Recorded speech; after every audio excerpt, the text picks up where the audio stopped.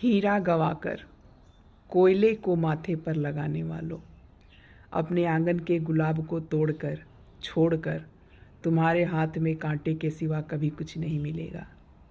ये विधि का विधान है।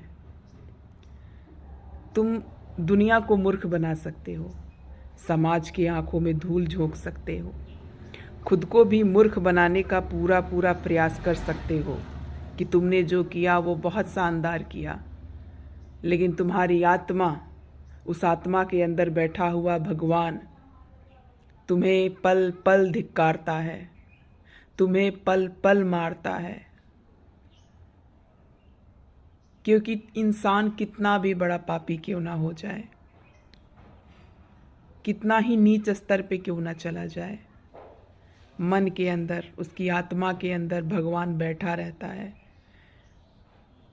जो उसे रह रह करके आवाज़ देता है कि तुमने कुछ बहुत बड़ी गलती की है, तुमने पाप किया है, तुम्हें इसका दंड भोगना पड़ेगा।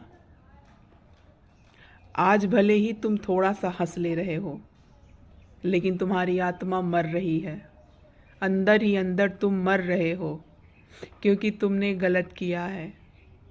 तुमने किसी की खुशी को छीन करके अपने को खुश करने का प्रयास किया है।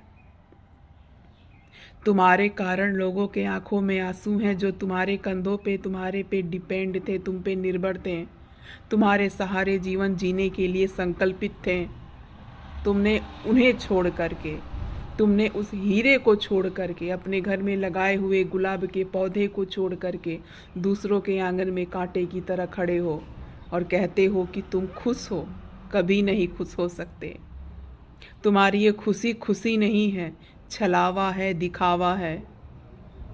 बस इंतज़ार करो उस दिन का, उस पल का, उस क्षण का, जब तुम्हारे कर्मों की किताब और घड़ा दोनों भरेंगे।